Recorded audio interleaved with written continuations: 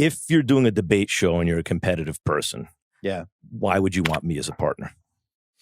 That's bad. You want to go 15 rounds every day with Muhammad Kellerman?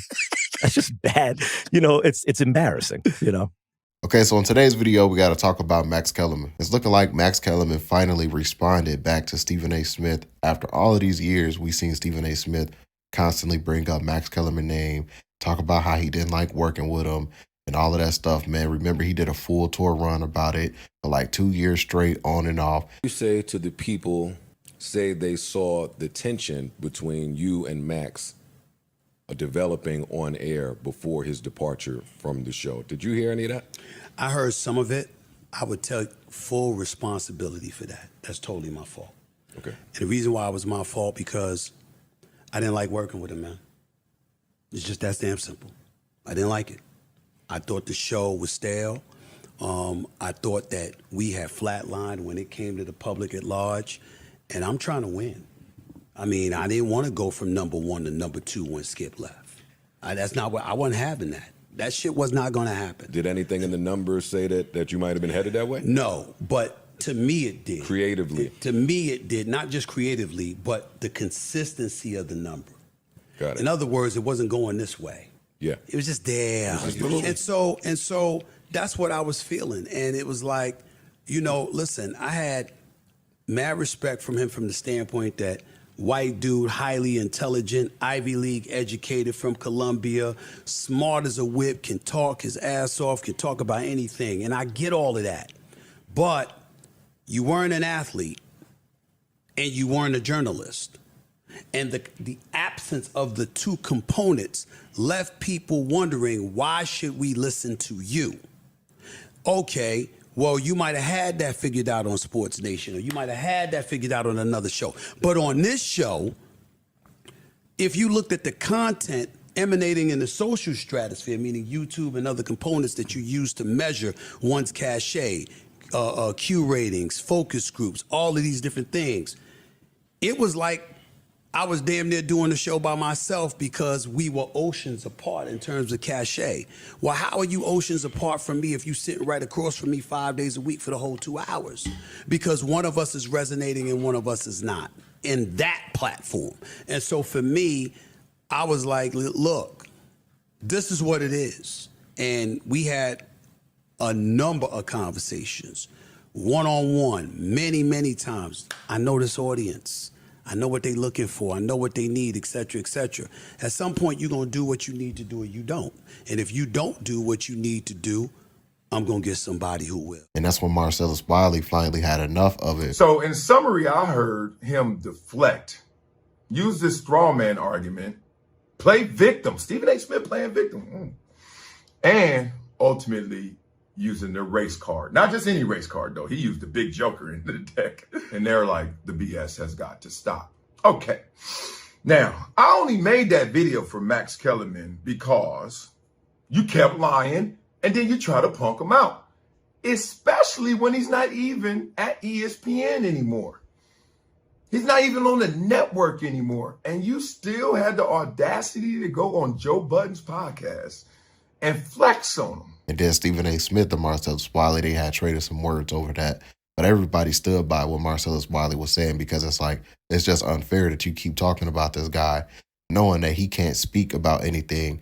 So why do you keep coming out speaking about your former colleague like he is the problem? So I like how in this interview, Max Kellerman finally spoke out and was like, yo, Stephen A. Smith is the fake one, basically. You got to listen to what Max Kellerman is really saying.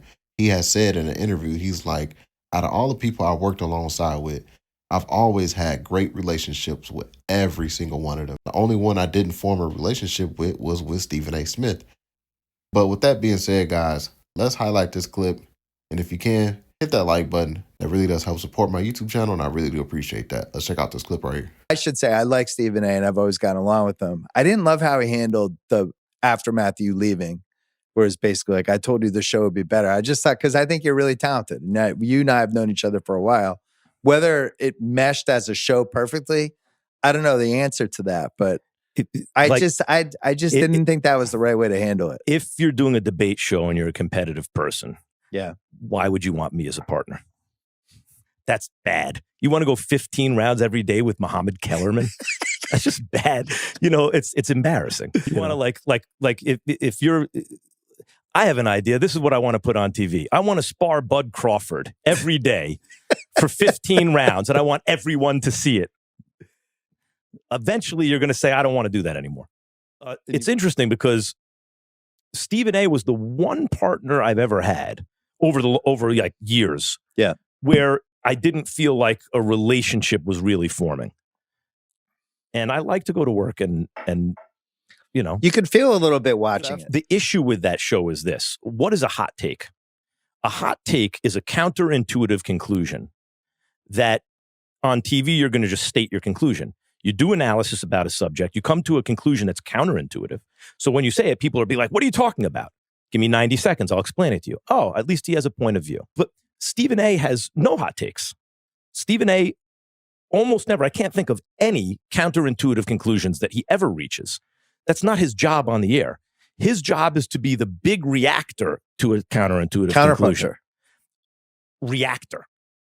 Just, he's there to hear the crazy conclusion that his partner has come to and actually be the everyman with a loud voice. Like, you are crazy, right? And do it theatrically. So there's a lot of pressure on his partner to come up with a counterintuitive conclusion about everything. But there was a lot of pressure on that show. Like Stephen A.'s opinion will not diverge into counterintuitive almost ever. So his big take will be, but he'll deliver it theatrically, is Steph Curry is the greatest shooter that God ever created. Who does not know this? Yeah. Everyone knows this. A counterintuitive take would be, actually, you know who the best shooter on the Warriors is? It's Klay Thompson. Because when I'm making this up. I don't believe this. I thought it was Steph. But because when you say greatest, you have to talk about high leverage moments too.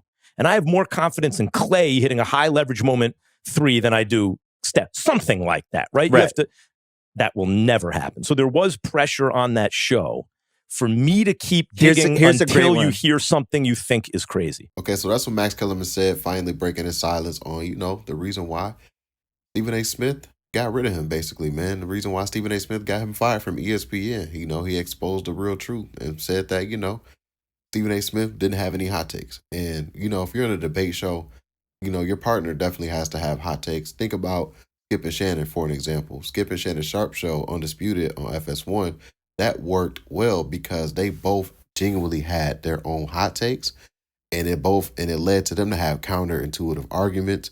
And obviously, you know, it got to the point where they stood on their hot takes. They stood on their opinion to the point where, you know, they started blowing up on each other. That's the reason why it got to the point where, you know, in the end, Skip Bayless ended up disrespecting Shannon Sharp.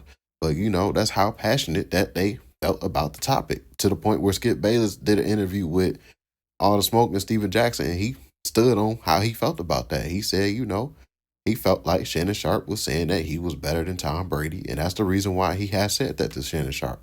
And, you know, Shannon Sharp had his moments with yelling at Skip Bayless. That's how you know that show was more genuine than ESPN First Take, because, like Max Kellerman said, Stephen A. Smith put all that pressure on him because he just sat back and was just a reactor, leaving Max Kellerman to try to carry the show by himself, which ultimately, that's the reason why Stephen A. Smith went to ESPN, went to his bosses at ESPN, gave them the ultimatum, and was like, yo, it's either him or me.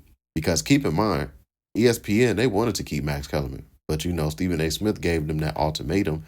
It's either him or me. And obviously, that's the reason why they fired Max Kellerman, because they know Max Kellerman was not going to be like Stephen A. Smith. He's not going to sit here and try to do all of this free work and go on this show, go on that show, and be here and be there. And the first thing he thinks of when he wakes up is how to make his bosses money, man. So, yeah, man, that's what Max Kellerman had to say about the topic. And he also pumped himself up and was like, yo, would you want to go against Bud Crawford every day? You know, I'm Muhammad Kellerman. Because Max Kellerman was pretty much saying like, yo, Stephen A. Smith just couldn't stand 10 toes tall when it comes to debating me, man. So, yeah, I would like for you guys to get in the comment section down below to your thoughts about today's video.